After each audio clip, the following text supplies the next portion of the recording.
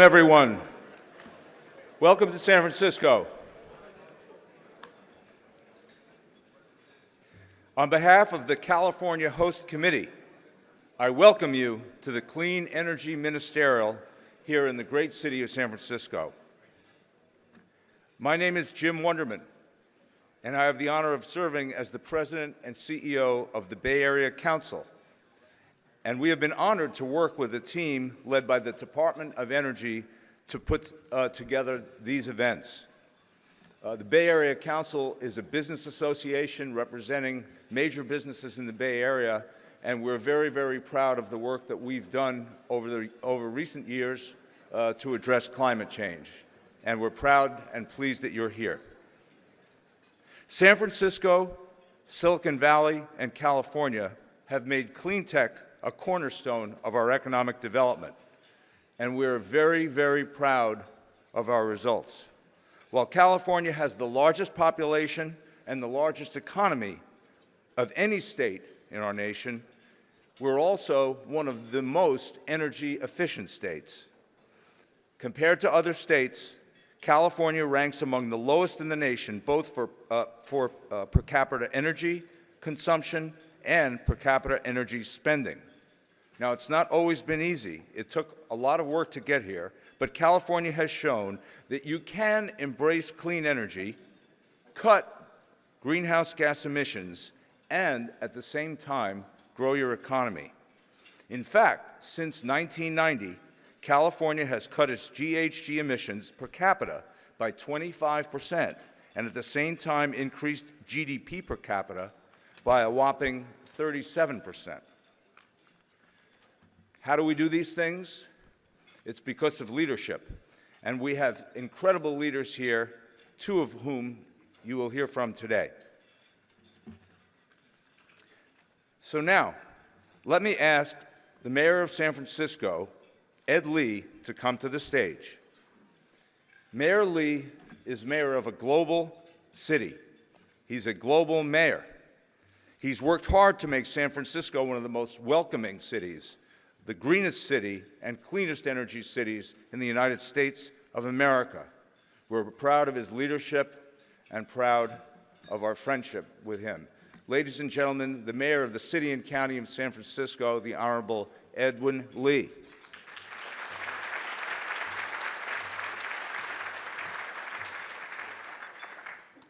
Thank you, Jim. Secretary Moniz, distinguished guests, I'm truly honored to be here today in the company of so many leaders from around the world who share in the belief that action on climate change is necessary and urgent.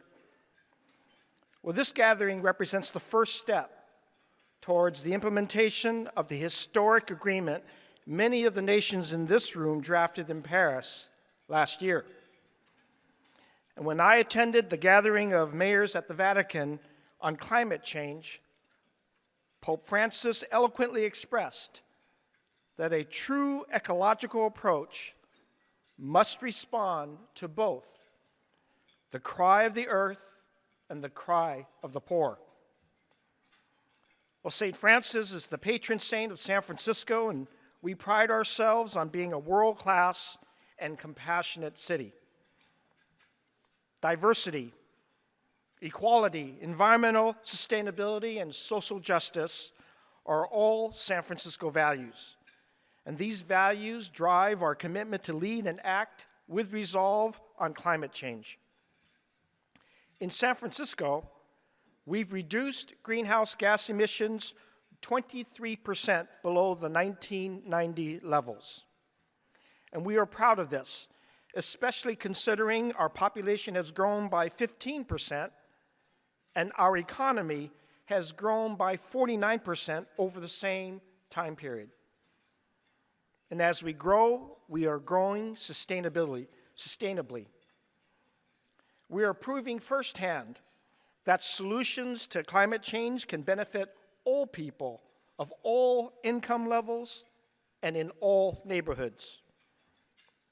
Still, as I look around the room and think about droughts, sea level rise, wildfires, and extreme weather conditions that we've all experienced in our own countries, the truth is the impacts of climate change have no real city, state, or national boundary line.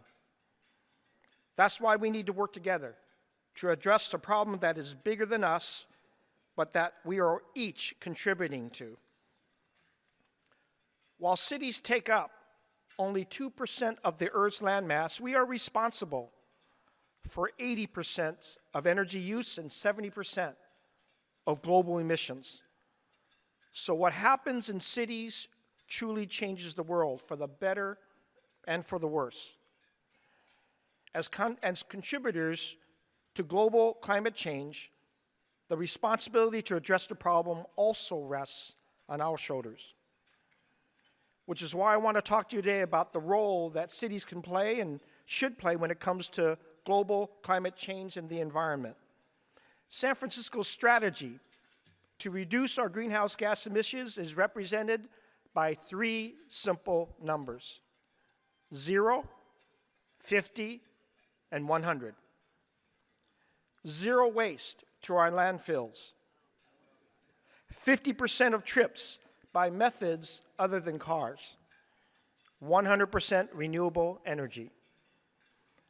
Let me briefly share with you why 0, 50, and 100 are important. First, 0 waste. The production, transportation, and disposal of our waste comprise 42% of greenhouse gas emissions in the United States. Recycling and composting, both mandatory in San Francisco, help cut this down by creating jobs and conserving resources. 0 waste is among the quickest and most cost-effective strategies for local governments to implement. And thanks to our residents and our business partners, San Francisco is an 80% waste diversion rate today. Next, 50% transportation. In 2010, 43% of San Francisco's carbon footprint came from transportation-related emissions. Our country must move people out of cars and into mass transit, bikes, and pedestrian trips. In San Francisco, we're investing every day in bike share, pedestrian networks, and our public transportation system.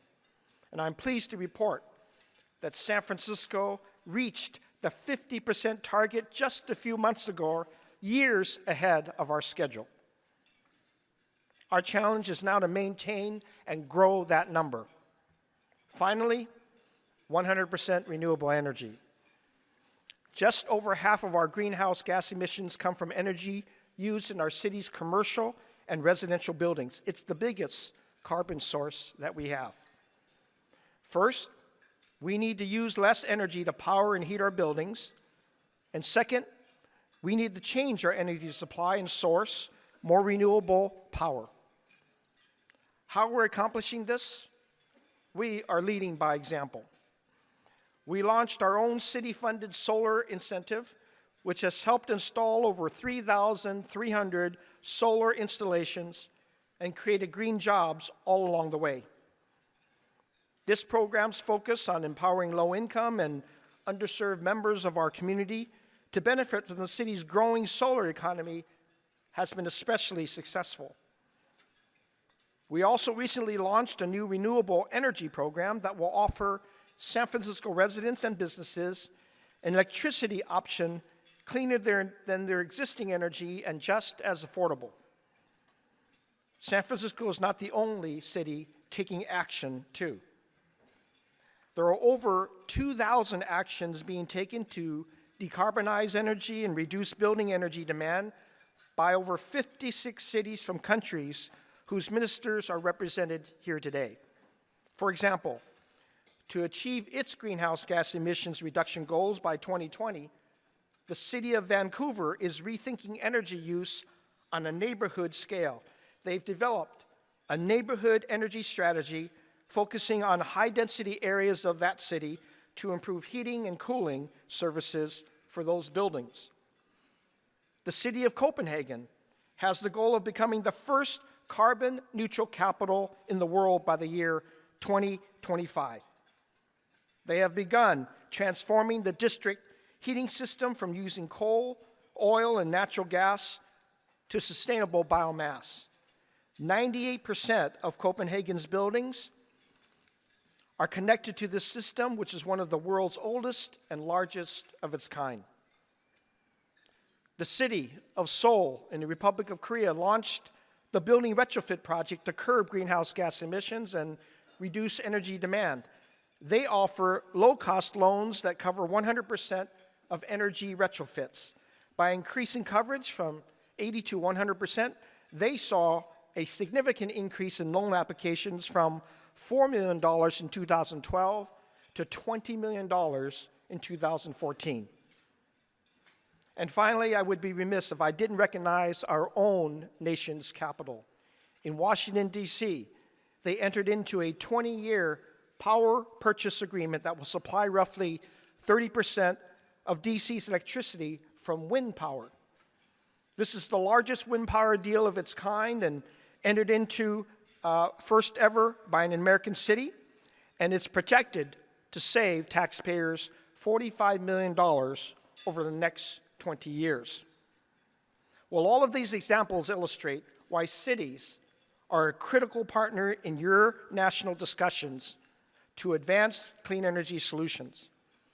Cities and states then should be the critical focal point as well as leverage point for the clean energy ministers' nations to advance goals and catalyze action.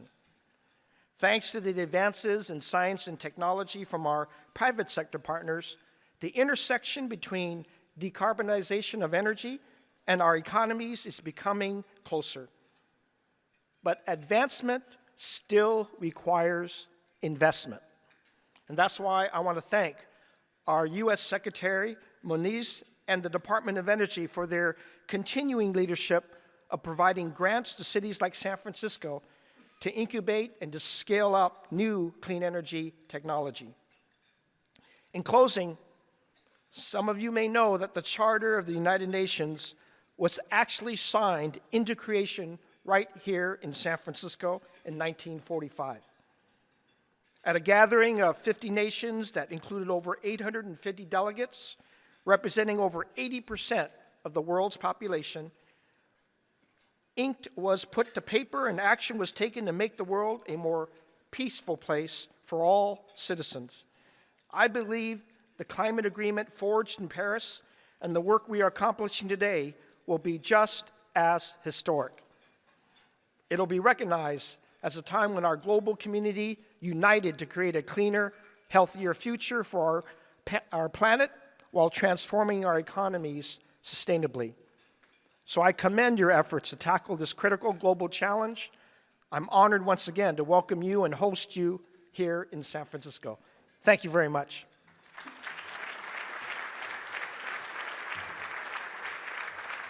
Thank you, Mayor Ed Lee. Thank you, Mayor. It's wonderful to hear the amazing, innovative things you're doing here in San Francisco, as well as to hear what cities around the world are doing to foster clean energy. So next, it is my honor to welcome Tony Early to the stage. Now, we're a very competitive region, and from our perspective, we consider Tony to be an immigrant from a faraway land known as Detroit.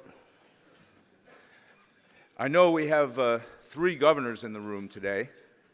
Actually, I see 4. Governor Gray Davis. Hi, Governor Davis. How are you?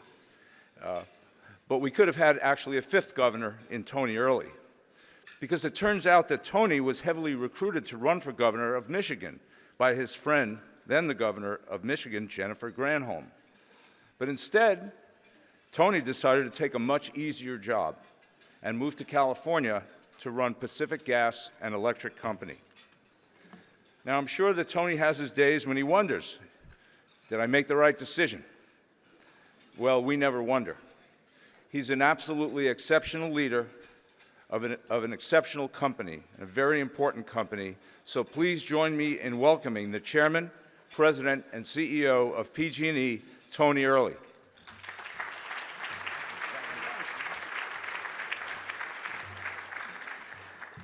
Jim told my secret.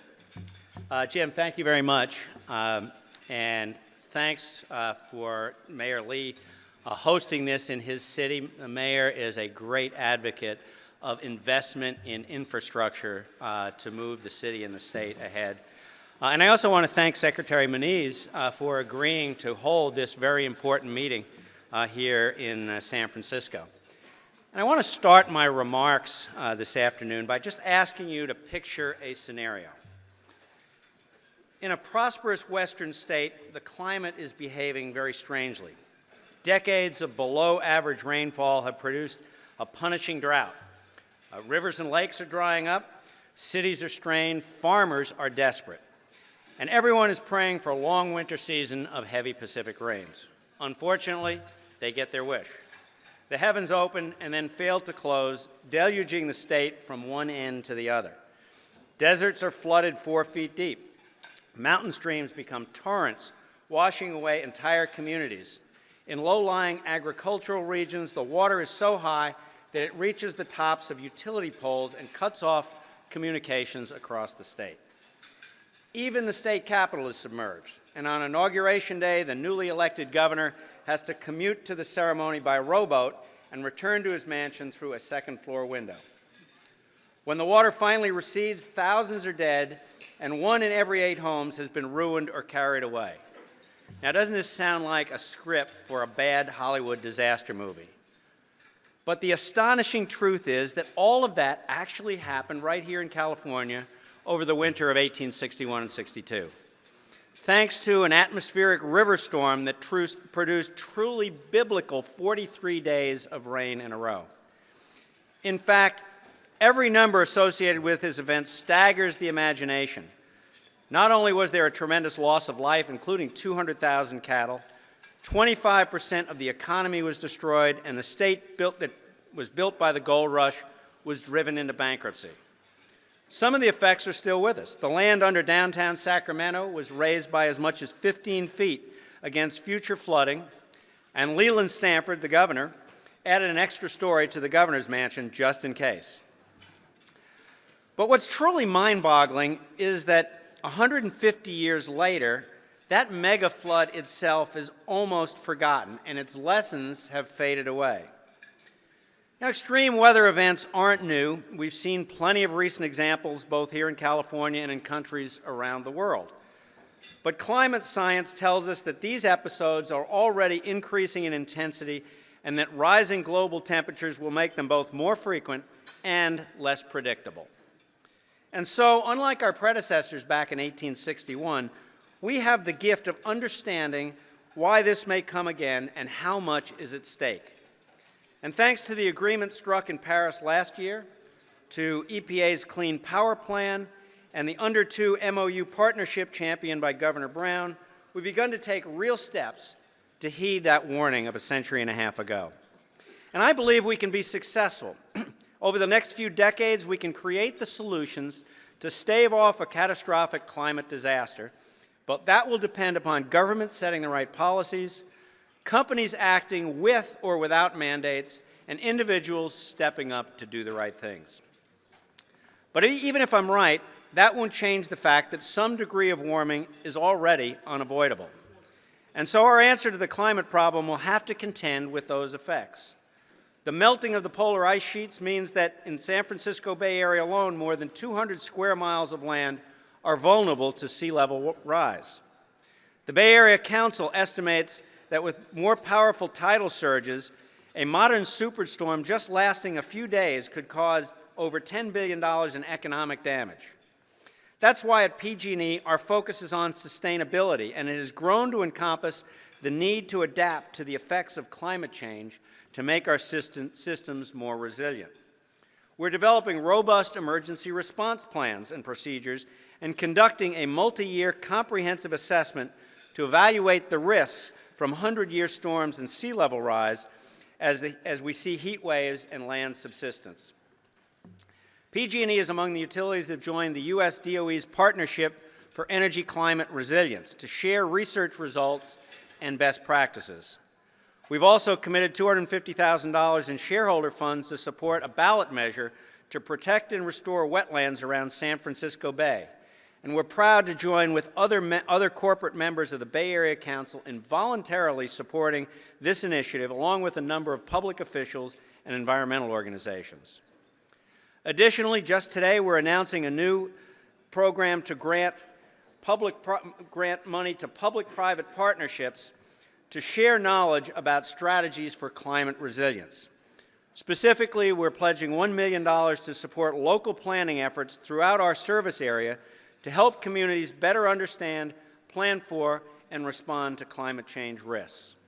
Some cities and counties already have sophisticated planning efforts underway, but others are just getting started or face very serious budget constraints.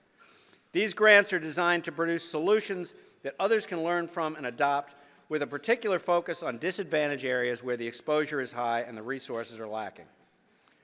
We see this as a natural extension of our commitment to support the economic vitality of the communities that we serve. Now, for me, that mission has taken on a personal resonance in the past year. In the last 6 months, I made 2 memorable trips. The first was with Governor Brown's California delegation to the UN climate change talks in Paris. The second was part of a Detroit Zoological Society trip to Antarctica. I came back from Paris with a great sense of optimism and faith in our ability to work collectively to solve this problem. And I came back from Antarctica with a new appreciation for how crucial it is that we fulfill that promise sooner rather than later. A preeminent researcher on that trip has seen temperatures rise 12 degrees in his 30 years of working on the Antarctic Peninsula. Paris also made clear that the world is looking to California for some of those answers, and it gave me the privilege to tell our story about that success. While much remains to be done, California's transition to a clean energy future has gone farther and moved faster than any of us thought possible just a few years ago. On renewables alone, we've made extraordinary progress. At PG&E this year, we expect to deliver 33% of our energy from qualified renewables. And when you include our large hydro plants and our nuclear plants, which under California's law don't fit the definition of renewables, more than 55% of the power we supply will be carbon-free, light years ahead of most other places. Within the next 15 years, we'll be approaching 70% as we meet the state's new target of 50% renewables. One big key to this progress has been bold targets set by the state's policymakers. But another has been the wisdom of enlisting utilities as partners. A critical part of the progress on this point has been removing barriers to innovative solutions. The California model has proven that utilities have a unique ability to achieve emissions reductions and accelerate the use of low-carbon technologies, and do so quickly on a scale that others can't match. We've demonstrated that we can move renewable energy markets and drive down costs while keeping the grid reliable, customer bills affordable, and the economy growing. And we can continue to do that if we work together with the right steps. And I think 3 keys are going to prove crucial. The first is continued investment in the grid. The grid is the backbone of the economy, and it powers all of the daily miracles that make modern life possible. The smart grid we're building today will be the backbone of a clean energy economy. With more distributed technologies coming online, such as privately owned solar, electric vehicles, battery storage, and the like, the grid becomes even more essential. We see the grid as serving a function similar to what the internet does for computers. It's a platform, it's a network that can pull together all of these new energy technologies and integrate them in ways to create exponentially more value for everyone. The second key to the future is adapting our energy policies to the new realities around us. Right now, technology and market forces are evolving far faster than the regulatory framework, which largely remains stuck in the era of Thomas Edison. This disconnect threatens to undermine and stall our progress if not addressed. For example, in the U.S., there's an ongoing debate about net energy metering policies in various states, which is an attempt to put Band-Aids on antiquated regulatory structures. We need to find win-win solutions quickly and be willing to make adjustments as we go forward. Indeed, examples of how today's regulatory environment slows things down are all around us, And they're not just limited to the energy sphere. For those of you who flew in to San Francisco in the last couple of days may have noticed the new span on the San Francisco-Oakland Bay Bridge with its striking central tower. The original part of that bridge is the part that's still standing, and it, at the time it was built, had the longest suspended roadway in the western United States when it opened in 1936. That's 1 year ahead of its more famous neighbor, the Golden Gate Bridge. It was designed with pencils, drafting papers, and slide rules, and built with far more manual labor than today's modern projects, and it took just over 3 years to build. The new span, which is only half as long, was erected with the latest engineering software, the latest construction techniques, and it took 11 years to build, and crucial pieces are still being reworked. So as we talk about the need for a resilient infrastructure, I'll leave you to decide whether the regulatory framework can meet the urgency of the climate change challenge. The third key I want to mention flows directly from the spirit and the letter of the Paris Agreement, which is to keep the focus on reducing carbon emissions rather than latching on to any one solution or even any particular mix of resources. By doing that, it will give utilities and entrepreneurs and others the freedom to find the most viable options, maximize innovation, and provide the best value for our customers. So my focus this afternoon has been on California, but we all know the issue of climate challenge has no fixed address. Many of you come from faraway places with your own histories and challenges. So I'd like to offer a few points that I hope you can take back wherever your home is. First, as you tackle the enormous challenges that come with creating a clean energy future and solving the low-carbon equation, look to the utility sector as a source for solutions. This is an industry that is used to doing big things. It's also an industry that was designed to serve the public interest. That's part of our DNA, and I think you'll find us good partners. The second is that as you look at these problems that need solving, remember that we are more than just energy providers. We can help with the resilience problem. We can help with clean transportation, and we can help with public awareness and education. Utilities reach into every home and every business in your country, and we have a relationship with millions, if not billions, of customers. That's a tool few others can offer. And third, look at the utilities in your area as partners. Just as individual countries can't eliminate carbon alone, neither can we. Our industry is hungry for partnerships, and that's something that you can help facilitate and nurture. The bottom line is, if we're going to continue to make big progress on climate change, I believe we have to take further advantage of the abilities of utilities and all of us to work together to accomplish things in big ways. But to unleash this potential, we'll need the right policies. The road from Paris to a clean energy future leads right through this room and through all of you. The decisions you make in the next few years will shape the world's energy agenda for decades and be essential to the ability of our countries to deliver on the commitments made in Paris.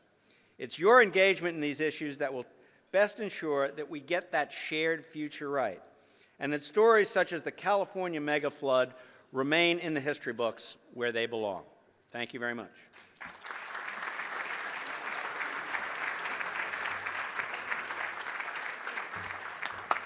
Thank you very much, Tony. I can say with great confidence there isn't a business leader or utility leader or utility company that's shown greater commitment to clean energy than you and PG&E, and we really appreciate your leadership.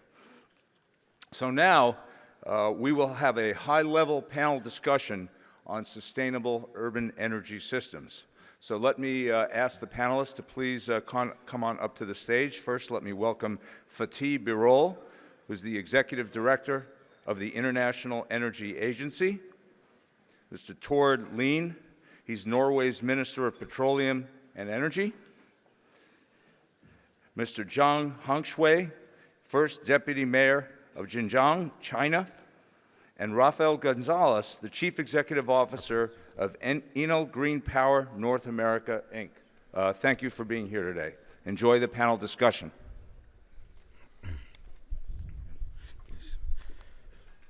Go. Okay. So, Excellencies, ladies and gentlemen, I wish you bon appetit. Please enjoy the wonderful American lunch here while we are going to discuss a few important issues. Before going to the panel, which is a very impressive panel as you see, I wanted to make very few remarks. Two remarks, one about the year 2015, and the second is a major report we are going to release in half an hour, the energy technology perspectives. 2015 might have been perhaps one of the most critical years in terms of the fight against climate change. It is not only because of Paris. I will come to Paris in a moment. But there are two other reasons why I believe 2015 could be a wonderful year for the fight against climate change. One, 2015, ladies and gentlemen, CO2 emissions did not increase like 2014.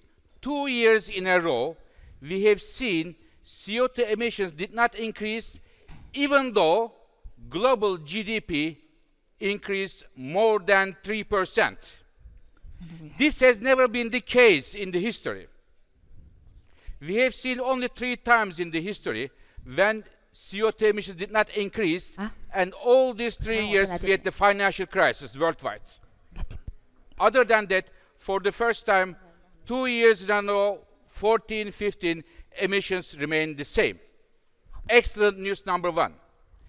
Excellent news number two.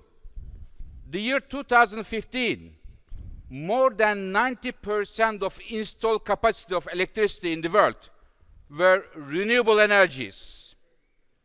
Wind, solar, followed by hydropower, geothermal, and others. Never happened the case. 90%. It is extremely impressive, driven by China, US, Europe, India, and all other countries. This is the second excellent news for 2015. And third was, of course, the Paris Agreement. I live since 21 years in Paris, and I can assure you that Paris, the beautiful Paris, became even much more beautiful after December 2015. I can assure you that, and I have many French colleagues here, they would definitely agree with me. And in Paris, I think, in addition to have the historical agreement, there are 2 other important elements that needs to be underlined. Number one, unlike the previous agreements or agreements attempts, it was not only a top-down target, but also it was a bottom-up. All the countries brought their targets, their policies, how they reach these targets. Extremely important. And second, Paris also brought new actors in the picture. In addition to governments, we have now the businesses, NGOs, academia, and others, all part of the game. And another actor as well, which is the topic of today, local governments, the cities. Therefore, the success of Paris is not only having the agreement of all the countries of the world, but the modalities were extremely important and much more, in my view, down to earth. Now, before passing the word to our colleagues here, as I said, we are going to present or publish a major report in an hour of time to international press. 2 things I want to tell you about that. This report focuses on A, tracking the progress in energy technologies. We have a target in Paris, well below 2 degrees, and it is important to see how we are doing in different clean energy technologies. I will not go into details so that you don't lose your appetite for dinner, but I can tell you that we are not doing very well. There is some move, there is a progress, but there are many areas we are significantly lagging, ladies and gentlemen, and our report highlights where we are lagging and where we are progressing better than expectations compared to our targets established in Paris. The second area that our report focuses is the cities. As it was already mentioned, about the 70% of the emissions come from the cities, 85% the energy demand. So if we want to solve this problem, we had to solve the problem in the cities. And when we look at the cities, as we did in our report, there are two areas extremely important. One is the building sector, from the insulation of the building to the, for example, the cooling requirements, which are going to skyrocket in the next years to come. And what kind of cooling units we are going to use, what is their efficiency standard, would be extremely important for fighting against climate change. The other area that we look into is the transportation. We look into how we can see even a bigger move in terms of electric vehicles, which reach 1 million cars in 2015. Another good news, very strong growth, but we need much more electric cars, electric vehicles, and what are the framework conditions there. But also, to be underlined, the public transportation, how to subsidize, how to support public transportation. And there are some moves in the cities, as we see here in the very beautiful city of San Francisco and elsewhere. But ladies and gentlemen, the main issue is the emerging countries' cities. Huge number of buildings built in those cities, and assuming that a building has 7,500 years of time, we shouldn't lock in our future in the buildings which are not efficient. So these are the issues that we deal with in our report, mainly the buildings and the transportation issue. So we have now an excellent panel here, one minister from the government, a mayor from an emerging country, and the company who deals with the renewable energies and smart grids. I will slowly move to the panel and perhaps start to ask Mr. Tord Lien, who is the Minister of Norway. Mr. Minister, your country has the highest share of electric cars in the world in terms of total car fleet in your country. How did you succeed that? What kind of measures you put forward? And what are you thinking in the future? As far as I know, about 20%, if not higher, share of cars in Norway are electric cars, which compares the global average of, unfortunately, 0.1%. So, how did you do that, Mr. Minister? Well, thank you, Dr. Brohl, for your kind words, and allow me to look back a little bit in time. In 2012, the Norwegian Parliament decided on a goal to have 50,000 electrical vehicles, and that goal was passed already last year. Today we have 70,000 pure electrical vehicles, and then tens and thousands of chargeable hybrids, EV combustion hybrids. But basically, most of the benefits were put in place already in 2002 and 2003, and the car sales didn't take off before 2000, of EVs didn't take off before 2011. And okay, so what are the reasons? I think the obvious reason for things starting to happen in 2011 was the fact that there were cars on market that were really cars that could meet the needs of a family in a safe manner. You had the range problem were starting to be addressed in a proper way, so you had the greater range, important. In Norway, we have a power system that is 98% fueled by renewable sources. So there is nobody in Norway who were able to say that, okay, so you're changing your diesel car with a coal-fired car, pure renewables. Of course, there is the tax regime is obviously of great importance. There is a high new car sales tax for for combustion cars, while there is no new car sales tax for electrical vehicles. Of course, the same goes for petrol as well. High tax on petrol, hardly any tax on renewable energy. On the municipality and county basis, there has been put in place free parking in cities for EVs, free charging, free ferry rides, access to bus lanes.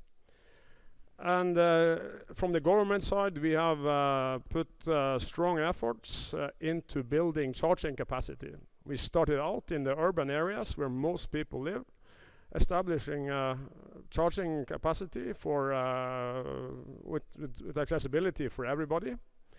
And now we are actually connecting all the major cities in Norway with charging stations also between the major cities. And this has led to that little Norway with only 5 million people. We have been the second and the third largest market, only beaten by US and China, with slightly more people than Norway, as you might imagine. And I guess in the future, at least the fiscal benefits will have to be reduced. That has been the plan all the time. But the fact of the matter that EVs will, when it comes to fueling, meet competition from petrol fuel cars, which will probably forever have high taxation on their fuels, and hence they will have a competitive edge also in the decades ahead. But what if I might add one thing before I leave the word back to you. While EVs do a tremendous effort in reducing local pollutions, reducing CO2 emissions, they occupy just as much space on the road system. So I think to have based your strategy on going for electrical vehicles instead of building proper public transportation system could be a wrong solution. Exactly. Thank you very much, Mr. Minister, for highlighting the very critical role of public transport, even though electric cars are moving very fast in terms of penetrating the global car fleet. And Mr. Minister highlighted the very fact that if you want to have electric cars, a certain share of your car fleet, we need pricing policies and also some regulatory measures. And it is also very important, as you mentioned, Mr. Minister, that in order to have a net environmental benefit, the electricity feeding the car must be also clean. Otherwise, the benefits may not be so obvious. So I just mentioned that the cities are important for the future of the fight against climate change, but the cities in emerging countries are even more important as the growth is coming from there. So we are very lucky that we have the first deputy mayor of Shenzhen in China, Mr. Zhang Hongxu, and you, Mr. Mayor, have an excellent experience in your city of the pushing this smart urban public transportation and sustainable energy planning. Can you tell us how did you realize that plan, what steps you took, and whether or not the success story you have in your city can be a model for some other cities in China? Thank you. Sorry, I don't speak English, so I need a translator. 非常感谢主持人，也非常感谢我们加州政府邀请我们镇江来参加这次会议。我们呢一直按照中央政府的要求，按照巴黎峰会上我们习总书记的讲话要求，在全力的推进我们的低碳发展、能源建设方面的事情。和加州呢这个政府我们签署了合作的行动计划。我们正式按照这个计划呢在努力的实现。I want to thank the California, the governor's office, for inviting us to attend this meeting. The president of China, Mr. Xi Jinping, has made commitments at the UN Climate Change Conference in Paris for the reduction of carbon emissions in China, and now the whole country is taking actions. I'm very glad to be, our city is very glad to be the first Chinese city endorsing the Under 2 MOU. And now under the leadership of the central government, we are now promoting our cooperation with California. We signed a plan of actions with California, and now we are promoting our cooperation very closely. 镇江呢，大家很多朋友恐怕不知道在什么地方。镇江呢，在南京和上海这个城市中间，是赛珍珠在中国的故乡。Zhenjiang is a city in East China. It sits between Shanghai and Nanjing. The American female writer Purbach, who is also the laureate of Nobel Prize in Literature, she grew up in Zhenjiang for 18 years, and she described Zhenjiang as her hometown in China. 这个我们镇江呢，一直在致力于实现我们自己起初的目标。今天上午这个加州布朗先生起初这个搞低碳发展重在行动，我认为非常对。我们呢，关键在于要做，不是光把它作为一般的号召。This morning, I heard the speech by the governor of California, Governor Brown, and I agree with him very much that we need to transfer our commitments to actions. 所以我们镇江在实践当中就不仅是一个智能汽车。我主要呢在这给大家报告我们镇江作为地方政府在这个方面呢做的5个方面的工作。So apart from the smart transportation, we have conducted many efforts for the reduction of carbon emissions in the city, and our efforts can be concluded from 5 perspectives. 首先呢，我们镇江确定了我们自己碳排放峰值的目标。First, we set up the goal of achieving carbon peak. 在巴黎气候大会上面，我们习总书记向全世界承诺，我们会在2030年达到碳排放的峰值。At COP21, President Xi Jinping pointed out that China's carbon dioxide emissions will peak in around 2030. 我们镇江根据中央的要求，按照我们的产业结构、能源结构精确测算以后，我们自己提出的目标是2020年达到碳峰值的目标。Based on scientific analysis and calculation, Zhenjiang is one of the earliest cities to propose a goal of achieving carbon peak in 2020, 10 years earlier than the national goal in average. 目前我们实践了这个几年下来以后呢，这个我们感觉到我们完全有能力在这个时间达到这个目标。Proceeding from the current situation in our city, we are confident that we have the ability to realize the goal. 第二呢，就是这个实行低碳发展一定要能够精确的计算到，就像我们光是喝水，如果拿了杯子一杯一杯的喝下去，才能知道我总的喝了多少水。Second, we need the best tool for calculation how much the carbon emissions is. Just like drinking water, we have to take sip one by one so that we can know how much water we can drink.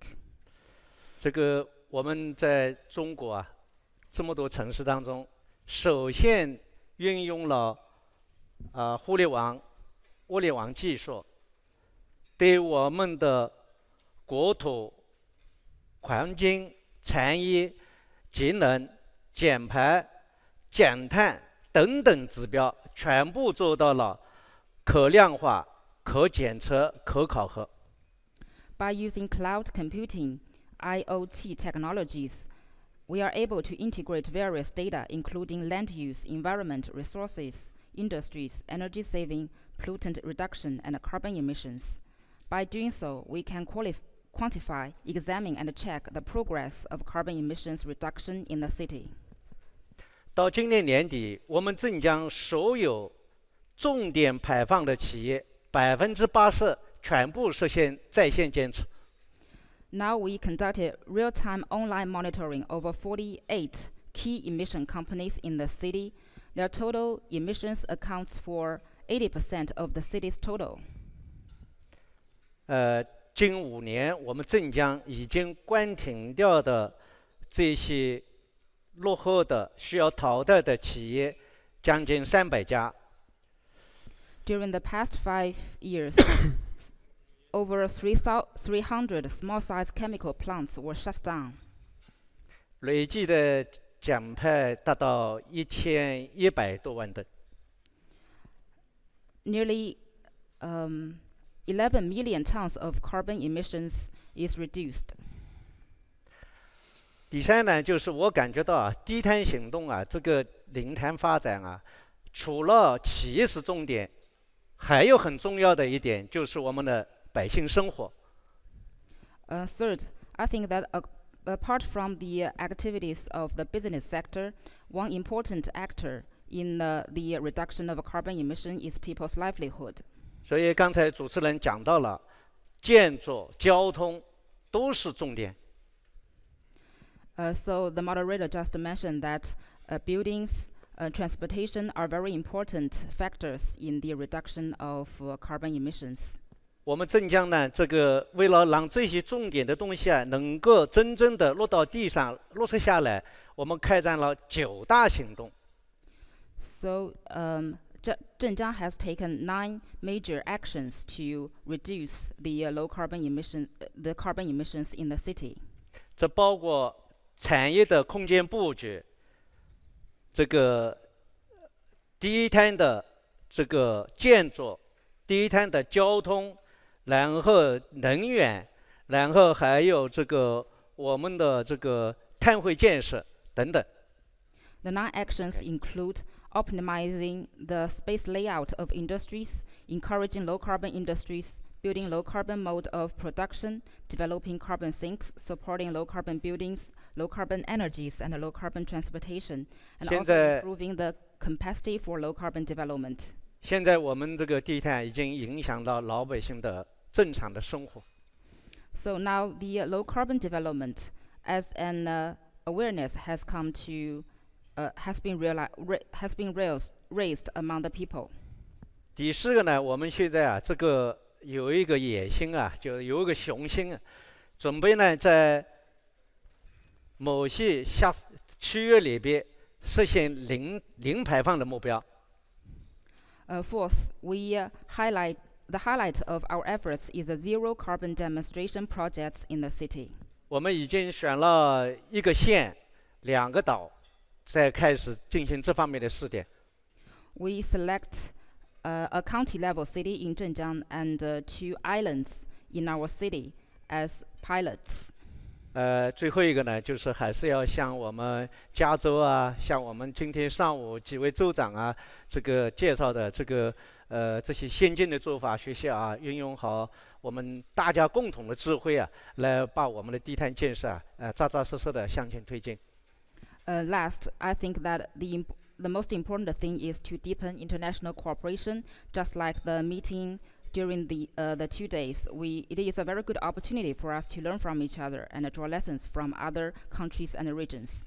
我讲这么多还是希望大家有机会到镇江去现场看一看。我们今年的10月份呢，会召开中国的首届低碳技术产品交易的博览会，我们欢迎我们大家到镇江去看一看，现场感受一下我们的实践和行动。In October this year, we will hold an international exposition of low-carbon technologies and products in Zhenjiang. The exposition welcomes companies and experts and academia from all over the world to join us. So 谢谢。 upon this opportunity, I would like to extend our invitation to you, and I hope that you can have a look in our city and feel the progress of our low carbon development. Thank you. 谢谢，谢谢。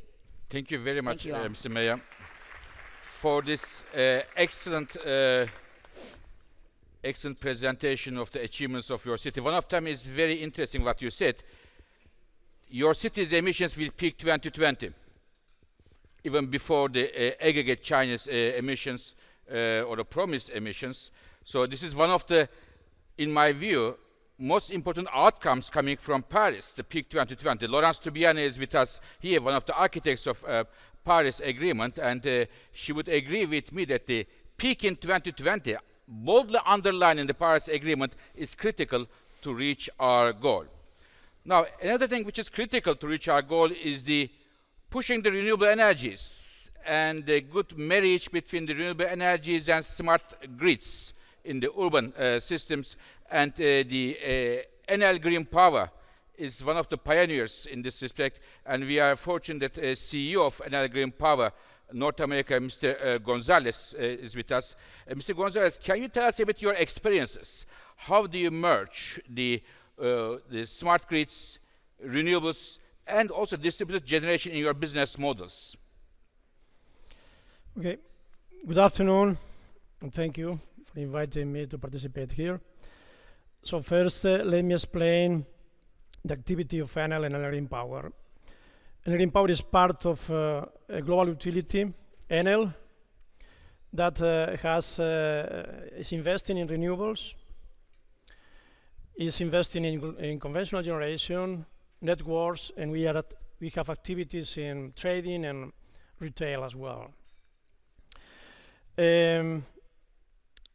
Let's start to explain our vision and our strategy to see how we are implementing this in the urban initiatives and the renewables growth. So our vision is open power to solve the main challenges of the world.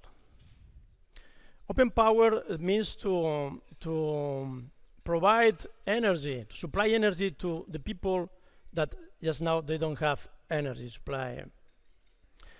Open power means as well to be open to the innovation in new technologies and to use the existing technologies as well on a different way, on an efficient way. We have here in Nevada an example on this. Is a combination of geothermal technology, solar PV, and solar concentrated.